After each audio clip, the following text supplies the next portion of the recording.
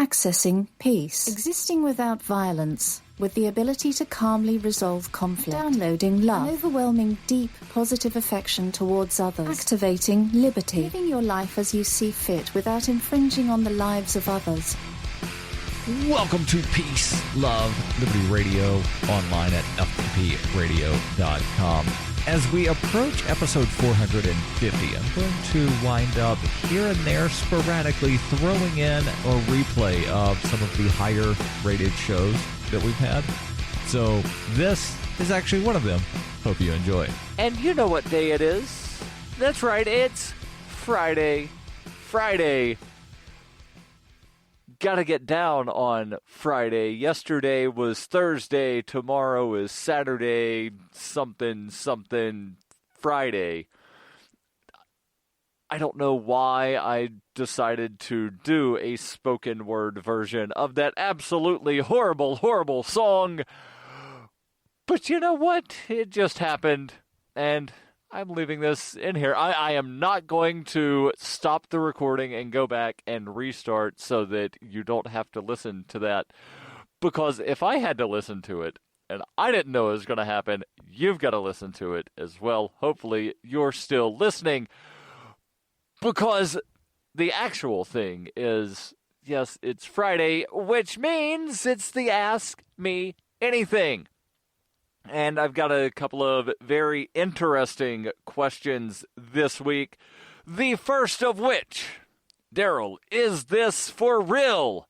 And it links over to an article from the Arizona Capitol Times. Headline, Arizona Senate votes to seize assets of those who participate in protests that turn violent. And what they should have done here is use the word "and" instead of just having a comma, especially for those who were reading this vocally. So yes, there was a bill that would have, if adopted, among other things, allowed confiscation of property belonging to anyone who was convicted of the offense of conspiracy.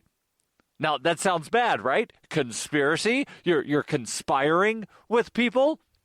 Well, let's actually read what the proposal is here. A person commits conspiracy if, with the intent to promote or aid the commission of an offense, such person agrees with one or more persons that at least one of them or another person will engage in conduct constituting the offense, and one of the parties commits an overt act in furthering of the offense.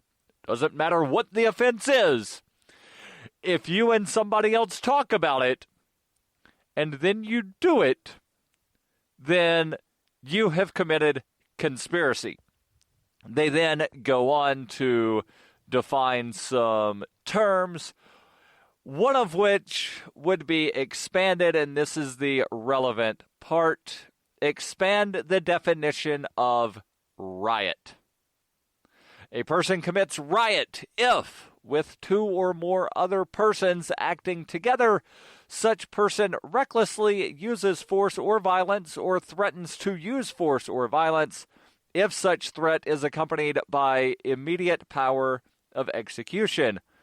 That, if they ended the definition there, I don't think anyone would have a problem with that definition.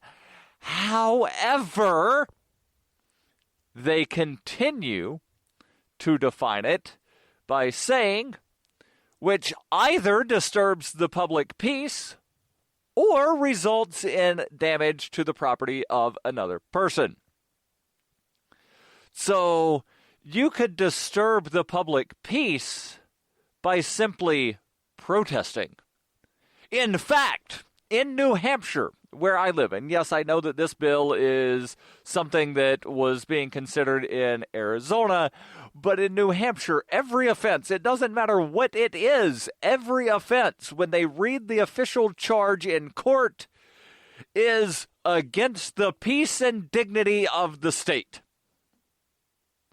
So, in Arizona, they were considering expanding the definition of riot to be something where you disturb the public peace if two or more people are acting together. Well, luckily, the bill wound up being killed in a sense. Senate Bill 1142, and I will post the link to the article from the Arizona Capitol Times that discussed everything in the bill, and they've got quotes from various senators and representatives.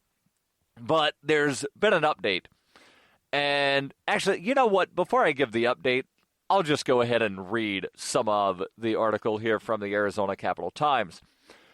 Article begins claiming people are being paid to riot. Republican state senators voted to give police new power to arrest anyone who is involved in a peaceful demonstration that may turn bad even before anything actually happens.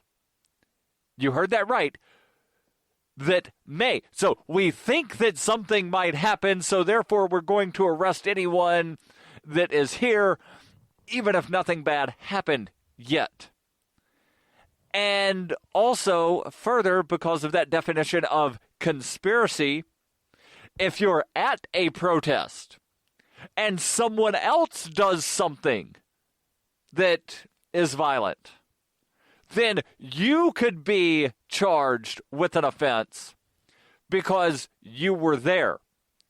Doesn't matter that you didn't know that that person was going to do something, but you were there, so therefore guilt by association, and now we take your stuff.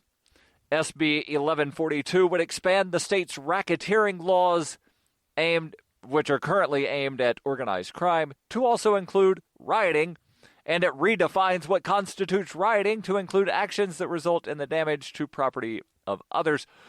Again, also includes the term disturbing the public peace.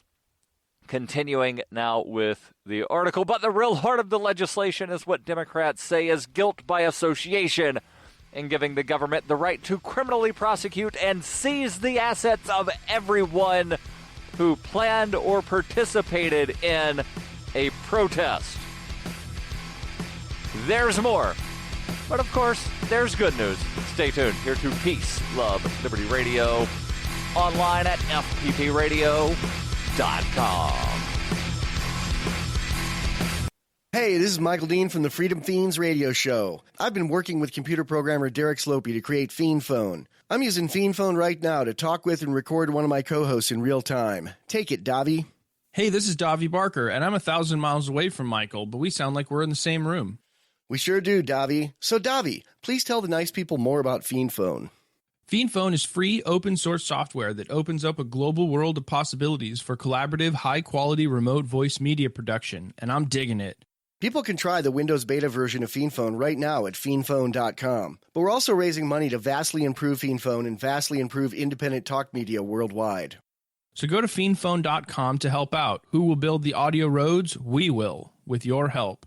That's fiendphone.com. FEENPHONE.com. Foxtrot, Echo, November, phone.com. Fiend Phone. I never knew remote audio could be this good. This is Paige Peterson from MaidSafe, and you're listening to Peace, Love, Liberty Radio with Darryl W. Perry. Welcome back to Peace, Love, Liberty Radio, online at fppradio.com. I am your host, Darryl W. Perry, the Liberty Penguin, the Wombat, the uncut cocaine of libertarianism, answering your questions. The question was, Darryl, is this real? With a link over to an article from the Arizona Capitol Times titled, Arizona Senate votes to seize assets of those who plan or participate in protest that, the headline says, turn violent. The article, with quotes from Democratic senators, says that it doesn't even have to turn violent, just has to have the potential to turn violent. And what's worse, according to Senator Steve Farley of Tucson, is that a person who may have broken a window, triggering the claim that there was a riot, might actually not be a member of the group, but someone from the other side. So, let's give an example here. Let's say that you and I are at a 420 rally, advocating for allow cannabis to be as legal as tomatoes. That is, no special taxes, no special regulations. Somebody shows up that they're like, you know what? I want all these pot-smoking hippies to go to jail. They pick up a trash can, throw it through a window, and now everybody that's there as part of the protest winds up getting arrested if this were to go through. Well, the person that picked up the trash can, smashed the window, was not part of our rally, was not part of our protest, but yet, because something happened, everybody involved in the protest gets arrested. That's what was being proposed here. Senator Martin Quezada of Phoenix acknowledged that sometimes what's planned as a peaceful demonstration can go south. Quote, when people want to express themselves as a group during a time of turmoil, during a time of controversy, during a time of high emotions, that's exactly when people gather as a community. Sometimes they yell, sometimes they scream, sometimes they go too far. Quezada said, though, that everything that constitutes rioting already is a crime, ranging from assault to criminal damage, and those responsible can already be prosecuted.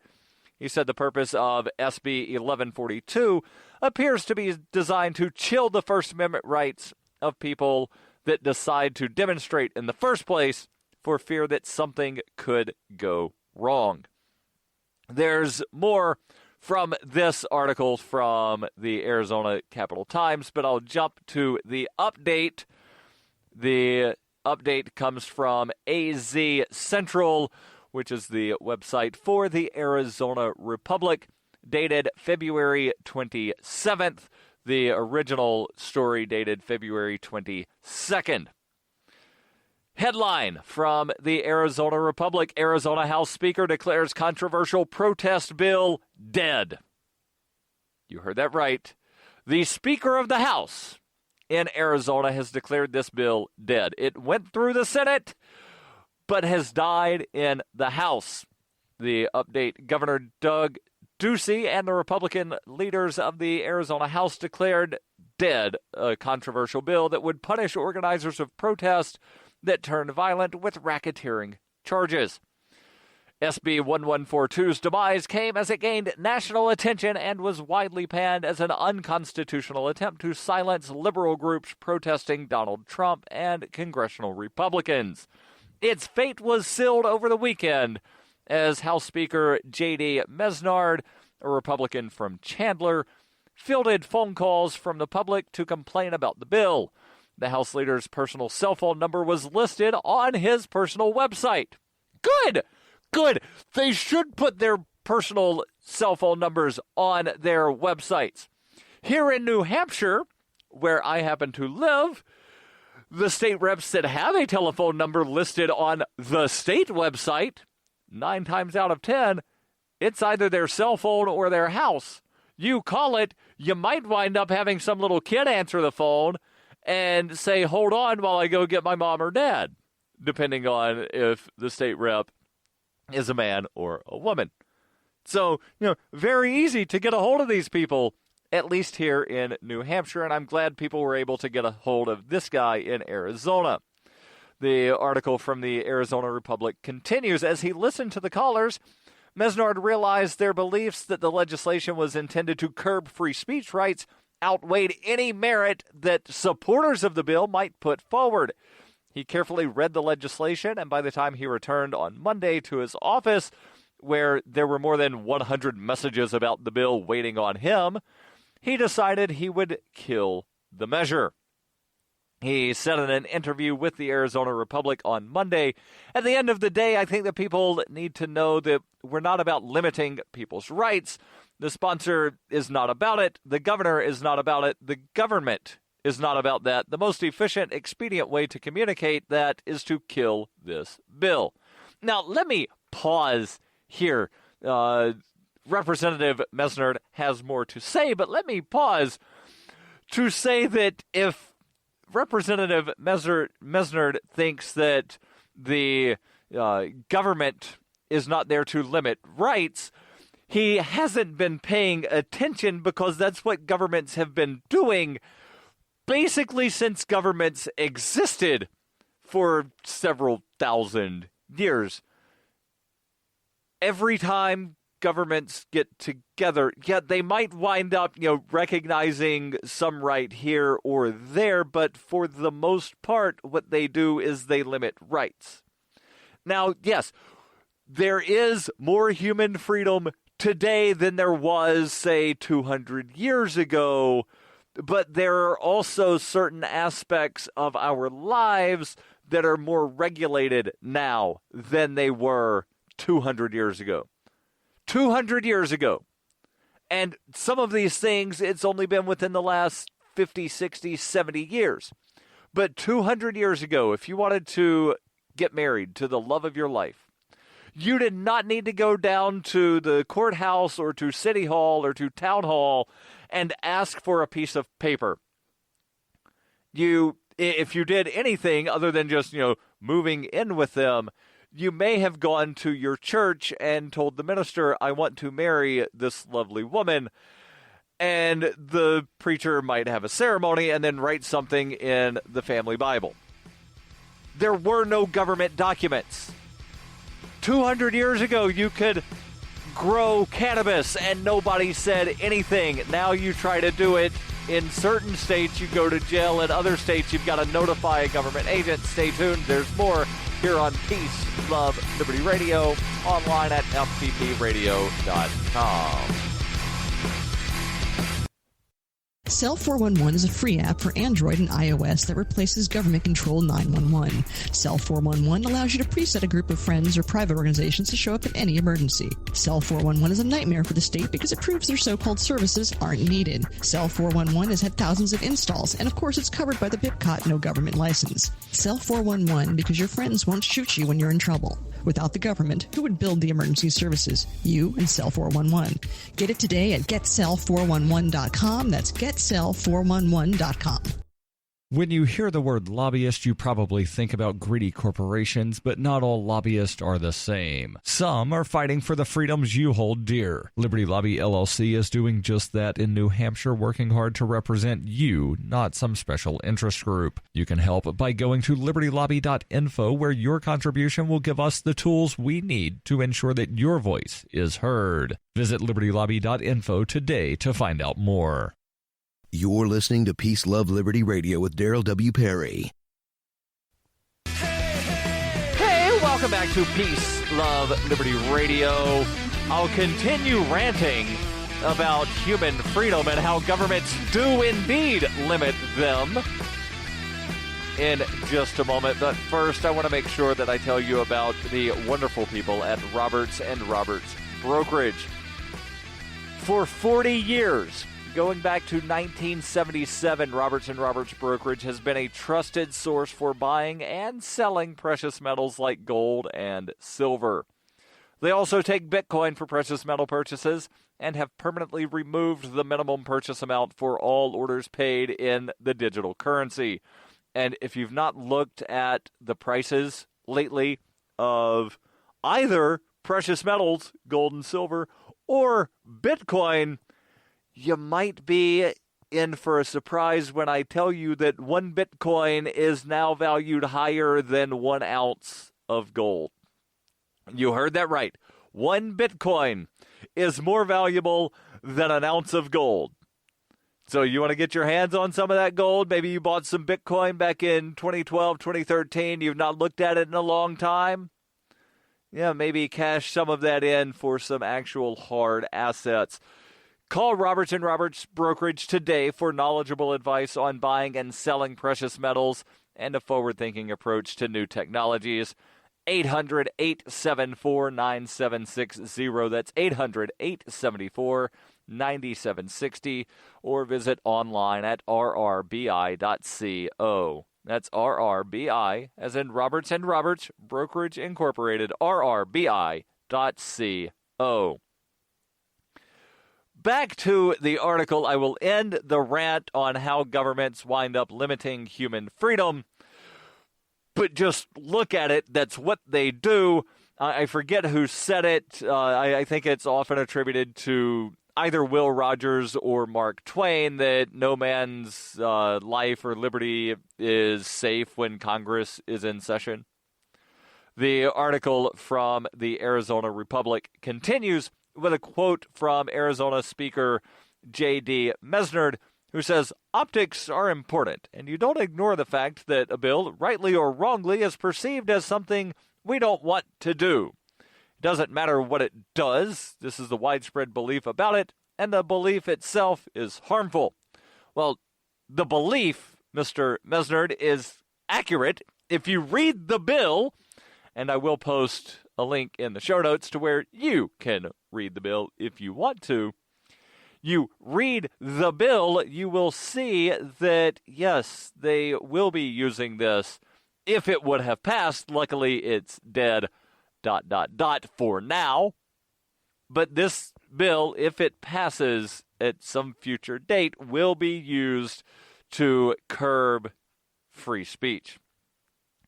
The author of this article at the Arizona Republic rightly points out that rioting is already illegal under Arizona law, but SB 1142 would have expanded racketeering laws to include rioting, would have also allowed protest organizers to be prosecuted if someone else was doing the rioting, even if that individual was not part of the protest that was organized. The measure could also let law enforcement prosecute organizers for planning an event that could result in a riot. There's more to this article.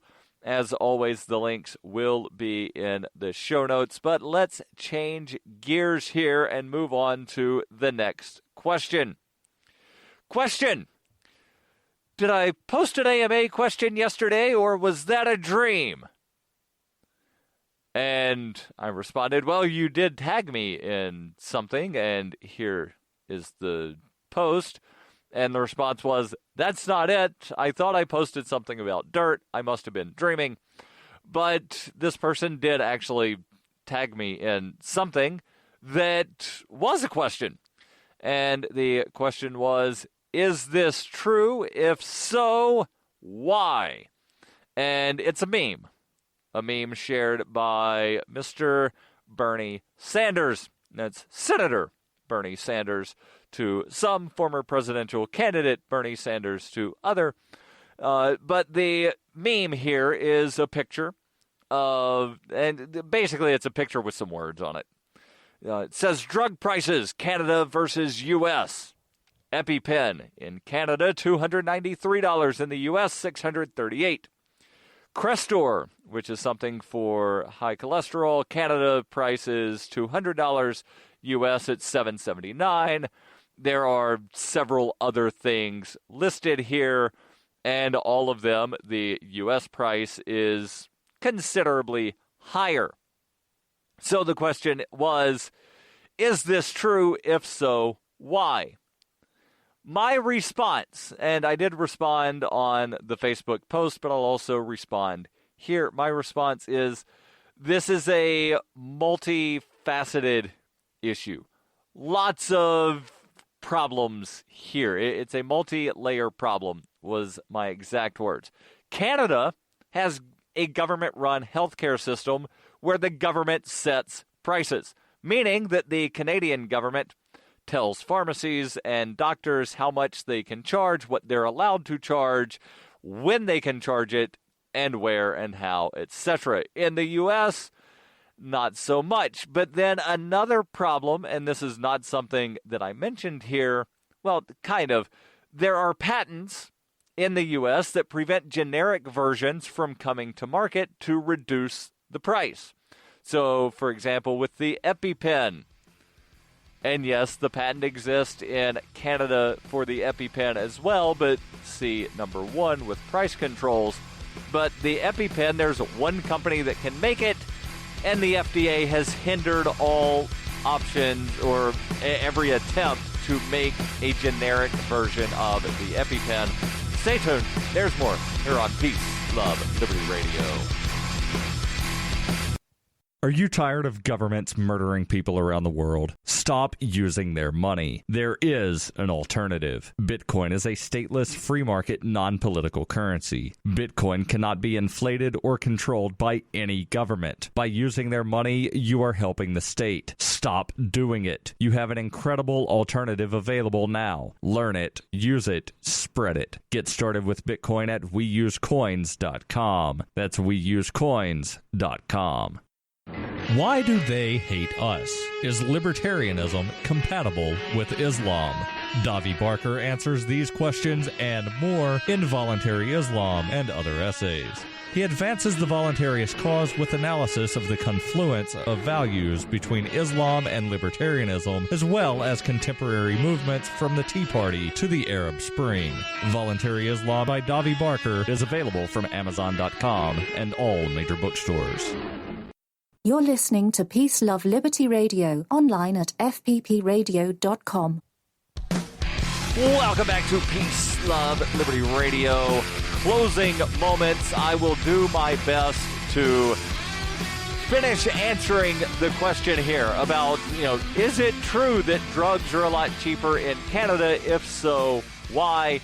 And there's actually an article from time.com that I will not have time to get into too deeply, but they do mention 5 problems or 5 key findings from the Journal of American Medicine, or rather the Journal of the American Medical Association, JAMA.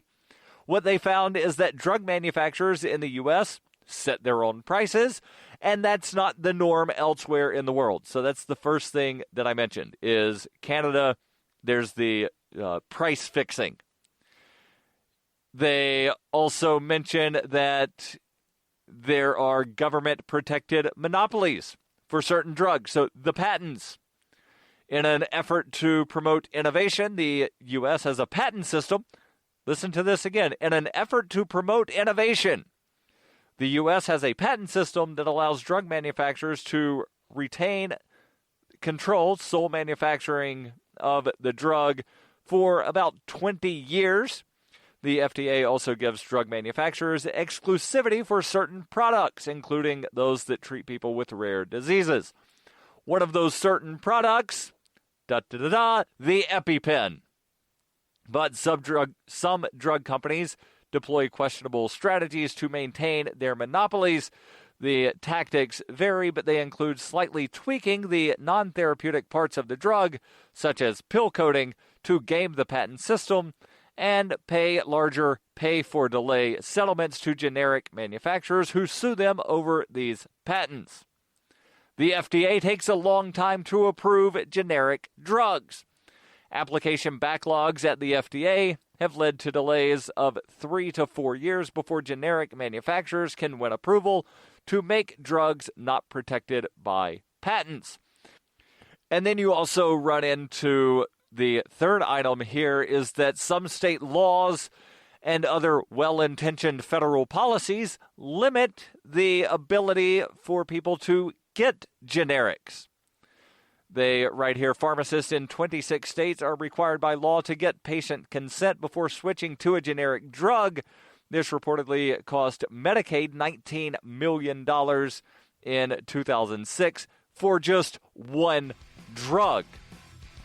Cost ran higher because pharmacists did not get patient consent and Medicaid had to pay for the costlier brand names. There is more to this, and as always, link will be in the show notes. And don't forget, every Friday I answer your questions. Send those over ama@fppradio.com. The podcasts of FPP Radio are licensed under Copy Heart, We believe that copying is a form of flattery and do not abide by the copyright laws. Those laws serve to restrict the flow of ideas which no one can really own. Copying is an act of love. Love is not subject to law. If you enjoy the show, consider joining the Fans program and get perks like ad-free versions of Peace, Love, Liberty Radio and FPP Radio News, and also get a copy of the monthly newspaper FPP News. To learn more or to join the Fans program, visit fans.fppradio.com.